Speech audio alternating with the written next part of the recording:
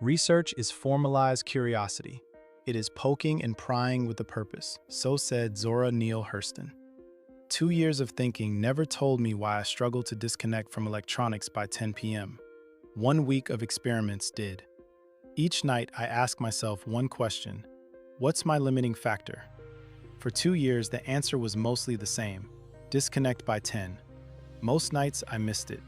Sitting with the question told me nothing. I once wrote software for a living. When a program breaks and I can't reason out the cause, I stop staring at the code. I drop a print statement in, run it again, and let the machine show me what I can't see. So I tried it on myself. That 10 p.m. rule is an anti-habit. I decided it once, so I stopped deciding it each night. It kept failing. So a week ago, I dropped in a second rule as my print statement: finish work by 6 p.m., to see what it moved. The two rules moved together almost perfectly. Each night, work ran past 6. I stayed on my screens past 10. The experiment found what 2 years of thinking missed. I was failing at 10 because I was failing at 6, with not enough hours left to decompress before bed. The buffer was the thing I lacked. You cannot reason your way to a hidden cause. The bug hides until you instrument the system.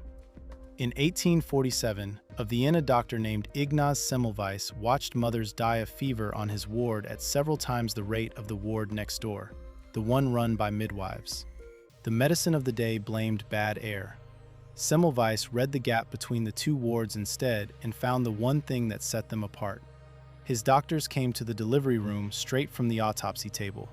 He made them wash their hands in chlorinated lime. Deaths on his ward fell by nearly 90%. The correlation found the cause the theory missed. 7 years later, cholera was killing Soho in London. The authorities blamed poisonous air. A physician named John Snow plotted each death on a map. The dots clustered around a single water pump on Broad Street. His map found the source that reasoning alone missed. Even the smartest people still need to run experiments to find the cause. So do you. In 1986, investigating why the Challenger shuttle broke apart, Richard Feynman skipped the argument. On live television, he clamped a slice of O-ring rubber, dropped it in a glass of ice water, and pulled it out stiff. Cold rubber stays stiff instead of springing back. 30 seconds of experiment settled what months of memos only circled. All three settled it by running tests. Change one thing on purpose. Watch what moves with it. I found the bug behind my late nights. Unfortunately, I haven't found a single experiment that cracks every problem yet. But cracking a problem is a function of attempts. Run enough experiments and the cause surfaces.